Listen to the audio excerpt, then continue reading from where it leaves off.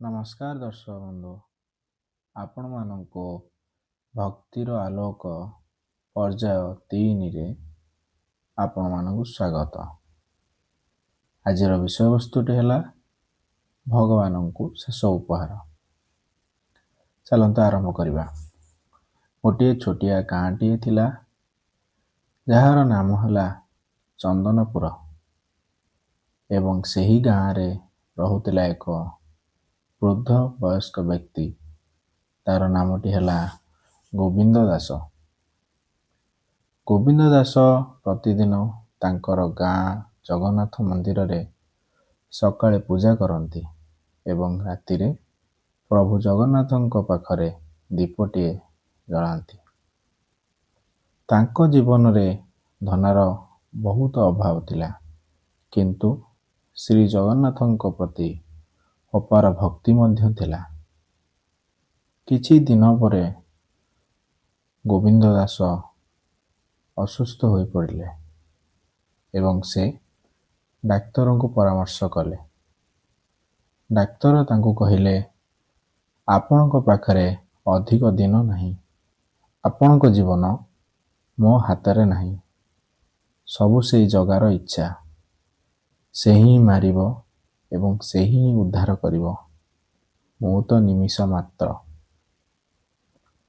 ଏହି କଥା ଶୁଣି ଗୋବିନ୍ଦ ଦାସ ବହୁତ ଦୁଃଖରେ ଭାଙ୍ଗି ପଡ଼ିଲେ ଏବଂ ଘରକୁ ଫେରିଗଲେ। ତା ପରଦିନ ଗୋବିନ୍ଦ ଦାସ ବାହାରି ପଡ଼ିଲେ ଜଗନ୍ନାଥ ମନ୍ଦିରକୁ, ପ୍ରଭୁ ଜଗନ୍ନାଥଙ୍କୁ ସେବା କରିବା ପାଇଁ। ସେହି ମନ୍ଦିର ପଛପଟେ ଗୋଟିଏ ବଡ଼ ତୁଳସୀ ବୃକ୍ଷ ଥାଏ। ଗୋବିନ୍ଦ ଦାସ ସେହି ବୃକ୍ଷରୁ ଗୋଟିଏ ପତ୍ରଟିଏ ନେଲେ ଏବଂ ସେହି ପତ୍ରଟିକୁ ନେଇ ହାତରେ ଧରି କହିଲେ, ହେ ପ୍ରଭୁ ଜଗତର ନାଥ ଜଗନ୍ନାଥ, ମୋ ପାଖରେ ଏହି ତୁଳସୀ ପତ୍ର ଛଡ଼ା ଆଉ କିଛି ନାହିଁ ଆପଣଙ୍କୁ ଦେବା ପାଇଁ। ଏହି ତୁଳସୀ ପତ୍ରକୁ ଗ୍ରହଣ କରି ମୋତେ ଆଶୀର୍ବାଦ କରନ୍ତୁ। ମୁଁ ଏମିତି ଆପଣଙ୍କ ଜୀବନ ସାରା ସେବା କରୁଥାଏ। ଏତିକି କହି ଗୋବିନ୍ଦ ଦାସ ଘରକୁ ଚାଲିଗଲେ।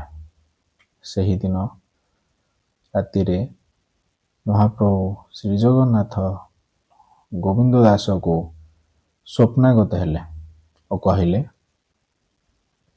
ଭକ୍ତ ଗୋବିନ୍ଦ ଦାସ, ତୁମେ ମୋତେ ଦେଇଥିବା ଉପହାର ମୋତେ ବହୁତ ଭଲ ଲାଗିଲା। ମୁଁ ତୁମର ଭକ୍ତି ରୂପକ ଉପହାରକୁ ସ୍ୱୀକାର କରୁଛି। ଏତିକି କହି ଭଗବାନ ଅନ୍ତର୍ଧ୍ୟାନ ହୋଇଗଲେ। ତା ପରଦିନ ସକାଳୁ ଗୋବିନ୍ଦ ଦାସ ଉଠିଲେ ଏବଂ ଦେଖିଲେ ତା ଦେହ ଆଗ ଅପେକ୍ଷା ବହୁତ ଭଲ ହୋଇଯାଇଛି। ସେ ଦୌଡ଼ି ଯାଇ ଜଗନ୍ନାଥ ମନ୍ଦିରରେ ପହଞ୍ଚିଲେ ଓ କାନ୍ଦି କାନ୍ଦି କହିଲେ, ହେ ମହାପ୍ରଭୁ ଜଗତର ନାଥ ଶ୍ରୀ ଜଗନ୍ନାଥ, ଆପଣ ଏ ଗରିବ ଭକ୍ତଟି ଏତେ ବଡ଼ ଉପହାର ପାଇ ଆପଣଙ୍କ ପାଖରେ ଚିରଋଣୀ। ନୀତିବାଣୀ: ସତ୍ ଭକ୍ତିରେ ଦିଆଯାଇଥିବା ଛୋଟ ଦାନ ପ୍ରଭୁଙ୍କ ପାଇଁ ସବୁଠୁ ବଡ଼ ଉପହାର ହୋଇଥାଏ। ଭଗବାନଙ୍କୁ ଦାନ କରିବା ପୂର୍ବରୁ ଛୋଟ ଓ ବଡ଼ ଉପହାର ପାର୍ଥକ୍ୟ ଦେଖନ୍ତୁ ନାହିଁ। ଆପଣମାନଙ୍କ ମଙ୍ଗଳ ହେଉ। ଜୟ ଜଗନ୍ନାଥ।